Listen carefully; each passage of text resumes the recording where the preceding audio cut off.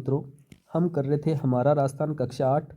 आज हमारा चैप्टर है 8 अध्याय 8 और जन जागरण व सामाजिक सुधार हेतु राजकीय प्रयास। काफ़ी इम्पोर्टेंट चैप्टर है ये, काफ़ी यूनिक इसमें क्वेश्चन मिलते हैं। तो चलिए पूर्ण मनोयोग से इस चैप्टर को करते हैं और आप भी पूर्ण मनोयोग से ये वीडियो देखें और इनमें मन ही मन में क्वेश्चन भी बनाने की आप चेष्टा करें, क्योंकि वन लाइनर क्वेश्चन भी आप अगर मन में बना के चलेंगे तो आपको याद रहने में भी आसानी होगी। पहले बात करते हैं भूदान आंदोलन व भूमि सुधार की। राजस्थान में प्राचीन काल में जब जमींदारी प्रथा थी तो जमींदारों के पास ज़्यादा खेत थे और किसानों के पास ज़मीनें नहीं थी।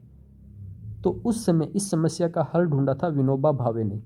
विनोबा भावे ने 18 अप्रैल 1951 को ये भूदान आंदोलन की शुरुआत की थी तेलंगाना से, एक छोटे से गांव तिरुचपल्ली में एक ज़मीन के टुकड़े का दान देकर उन्होंने भूदान आंदोलन की शुरुआत की। काफ़ी महत्वपूर्ण फैक्ट है, विनोबा भावे भूदान आंदोलन और कहाँ से शुरू हुआ? तिरुचपल्ली से, तेलंगाना के एक छोटे से गांव से। विनोबा भावे ने कहा था कि कुल ज़मीन का छठा हिस्सा दान दो। उन्होंने दान देने के छठे हिस्से के लिए बात की थी और इस आंदोलन को पूरे देश ने समर्थन दिया था। भूदान से प्राप्त जमीन का लगभग 1/3 भाग का उपयोग समाज के वंचित व आदिवासी भूमिहीनों में बांटने में किया गया। राजस्थान में भी इस विनोबा भावे की अपील का असर हुआ और राजस्थान के नागौर जिले से भूदान आंदोलन प्रारंभ किया गया और राज्य सरकार ने भी बाद में ग्रामदान अधिनियम 1971 पारित किया। तो ग्रामदान अधिनियम 1971 किस आंदोलन से प्रभावित होकर पारित किया गया? भूदान आंदोलन से।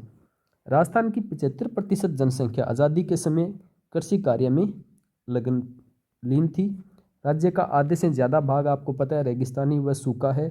यहाँ पर औद्योगिक गतिविधियाँ नाम मात्र की थी और भूमि का जो हिस्सा था वो भी रियासती राज्य होने के कारण यहाँ पर लगान आदि दरें बहुत ज़्यादा थी। और उस समय आज़ादी के बाद राज्य सरकार ने राजस्थान काश्तकारी अधिनियम 1955 पारित किया और राजस्थान भू राजस्व अधिनियम 1956 लागू किया। ये दो अधिनियम राजस्थान के कृषि क्षेत्र में सुधार के सबसे बड़े अधिनियम माने जाते हैं। राजस्थान काश्तकारी अधिनियम 1955 व राजस्थान भू राजस्व अधिनियम 1956। फिर बात करते हैं अस्पृश्यता उन्मूलन की। तो राजस्थान में अस्पृश्यता उन्मूलन का जो प्रयास किया था वो दयानंद जी सरस्वती, गोविंद गुरु, मामा बालेश्वर, हरिभाऊ उपाध्याय, इन्होंने काफ़ी अस्पृश्यता को सुधारने का प्रयास किया था। आपको पता हो हाल ही में 1 नवंबर को मोदी जी जब आए थे तो उन्होंने मामा बालेश्वर का नाम लिया था। राजस्थान के महान संत हुए हैं मामा बालेश्वर। फिर बात करते हैं भारत के संविधान के अनुच्छेद 17 में भी छुआछूत अस्पृश्यता को दंडनीय अपराध घोषित किया गया है और इसको लागू करने के लिए नागरिक अधिकार संरक्षण अधिनियम 1955 पारित किया था। उसके बाद इस कानून में भी कुछ कमियां रह गई और उसको और ज़्यादा कठोर बनाने के लिए अस्पृश्यता अधिनियम 1955 को बदलकर अनुसूचित जाति जनजाति अत्याचार निरोधक कानून 89 को सख्ती से लागू किया गया और दलितों के आर्थिक अधिकारों के संरक्षण हेतु जमीनों पर अतिक्रमण करने वाले उच्च वर्ग के लोगों को बेदखल किया गया, उनके खिलाफ कड़ी कानूनी कार्रवाई की गई। राजस्थान में इन वर्गों के लिए समाज के वंचित तबके के लिए जो योजनाएं लागू की जाती है वो सामाजिक न्याय व अधिकारिता विभाग द्वारा लागू की जाती है। ये विभाग इनके सामाजिक आर्थिक विकास, अनुसूचित जाति जनजाति, पिछड़ा वर्ग, आर्थिक पिछड़ा वर्ग, महिलाओं और बच्चों के कल्याण के लिए कार्य करता है। जवाहरलाल नेहरू जी की एक कोटेशन है कि आप किसी भी राष्ट्र में महिलाओं की स्थिति को देखकर उस राष्ट्र की हालात बता सकते हैं। फिर बात करते हैं जनगणना में 2011 के आंकड़ों के अनुसार राजस्थान में महिला साक्षरता दर जो है वो 52.12% है। अर्थात अब भी हम अगर एक दृष्टि से देखें तो लगभग 48% महिलाएं साक्षर नहीं हैं। ये हमारे लिए काफ़ी शर्म की बात है कि राजस्थान में अब भी अगर वर्तमान में भी जब इतनी ज़्यादा जनसंख्या है और उसमें भी महिलाएं जो है वो आधा हिस्सा रखती है लेकिन वो साक्षर नहीं है आधी महिलाएं। और 1951 में तो ये 2.51% था। तो ये हालात थे और वर्तमान में तो काफ़ी सुधार हुआ है लेकिन फिर भी ये आंकड़े कम हैं। राज्य महिला आयोग, महिला सशक्तिकरण के लिए बनाया गया राज्य महिला आयोग 15 मई 1999 को राज्य महिला आयोग का गठन किया गया। फिर ये आयोग जो है वो महिलाओं के प्रति भेदभाव दूर करने और महिलाओं की दशा में सुधार करने के लिए काफ़ी प्रयास करता है। ये आयोग जनता से सीधी सुनवाई, जनसंवाद, शिकायत, समाचार पत्रों में प्रकाशित होने पर कार्रवाई करता है। इसमें एक अध्यक्ष व 3 सदस्य होते हैं। महिला आयोग में एक अध्यक्ष और 3 सदस्य होते हैं। इनका कार्यकाल होता है 3 वर्ष। और वर्तमान महिला आयोग का अध्यक्ष कौन है भाई? ये है रेहाना रियाज। वर्तमान में कौन है? रेहाना रियाज। फिर महिला स्वयं सहायता समूह कार्यक्रम, महिला इस वर्तमान में कई स्वयं सहायता समूह कार्यक्रम चलाए जाते हैं। 10 से 20 महिलाएं अपना भी समूह बनाकर स्वावलंबन की कोई कार्य कर सकती है और संगठन बनाकर जब कोई कार्य होता है तो उसमें शक्ति भी होती है और वर्तमान में अपने उत्पाद बनाती है और उन्हें बाजार तक पहुंचाती है। तो महिलाएं वर्तमान में काफ़ी सशक्त भी हुई है। फिर एक महिलाओं के लिए अधिनियम आया था, महिला घरेलू हिंसा निरोधक अधिनियम 2005। ये अधिनियम भी काफ़ी ज़्यादा पूछा जाता है कि ये कब पारित किया गया। 2005 में पारित किया गया घरेलू हिंसा निरोधक अधिनियम। इसके अंतर्गत भी क्या होता है कि जब कोई संस्थान होता है उस संस्थान में उस संस्थान को एक संरक्षण अधिकारी नियुक्त करना जरूरी होता है और महिलाओं के लिए सभी स्वास्थ्य केंद्रों में चिकित्सा सुविधा के रूप में भी उसको अधिकृत किया जाता है। फिर योजना है एक सबला योजना, राजीव गांधी किशोरी सशक्तिकरण योजना। इस योजना के अंतर्गत सरकार पोषण व स्वास्थ्य स्तर को सुधारने, साक्षरता, कौशल विकास, सामाजिक मुद्दों पर बेहतर समझ विकसित करने का प्रयास किया जाता है। यह योजना 11 से 18 वर्ष की विद्यालय न जाने वाली और बीच में विद्यालय छोड़ देने वाली किशोरियों के लिए, बालिकाओं के लिए संचालित की जा रही है। फिर है बेटी बचाओ बेटी पढ़ाओ। 2015 से देश भर में घटते लिंगानुपात को ध्यान में रखकर ये योजना चलाई गई थी भारत सरकार द्वारा। फिर है महिला सशक्तिकरण के लिए कुछ अन्य कानून भी है। हिंदू उत्तराधिकार दत्तक ग्रहण व संरक्षण अधिनियम 1956, इसमें संशोधन हुआ 2005 में। दहेज निषेध अधिनियम 1961, बाल विवाह निषेध अधिनियम 1925 संशोधन हुए 86 में और 2006 में। अब बात करते हैं मतदान प्रक्रिया की। मतदान प्रक्रिया में आपको पता है भारत में जो मतदान होते हैं वो होते हैं वर्तमान में ईवीएम से, जिसका पूरा नाम है इलेक्ट्रॉनिक वोटिंग मशीन। ईवीएम में आप बटन दबाकर उम्मीदवार का चयन करते हैं और एक ईवीएम में अधिकतम कितने उम्मीदवार होते हैं? 16 उम्मीदवारों को वोट दिया जा सकता है। इनमें से अंतिम बटन जो होता है वो होता है नोटा, नन ऑफ दिस।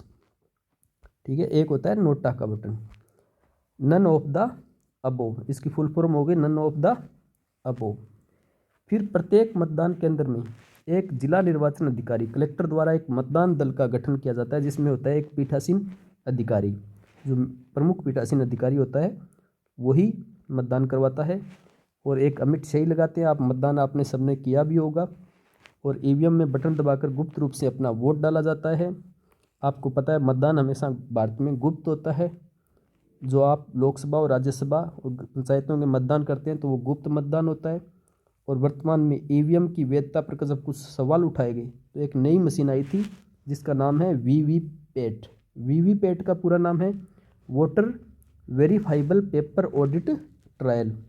ये मशीन जो है वो 7 सेकंड के लिए आपको इस मशीन में, यहाँ पर आप जब बटन दबाते हो तो यहाँ पर दिख जाता है कि आपने किसको वोट डाला। ठीक है, वर्तमान में कुछ चुटकुले भी जैसे चलते रहते हैं कांग्रेस बीजेपी के आपस में, तो आरोप लगते हैं कि वोट बीजेपी को जाता है। तो इस प्रकार की बातें न हो इसके लिए चुनाव आयोग द्वारा निष्पक्षता के लिए वीवीपैट मशीन लाई गई थी। तो ये थी वीवीपैट मशीन।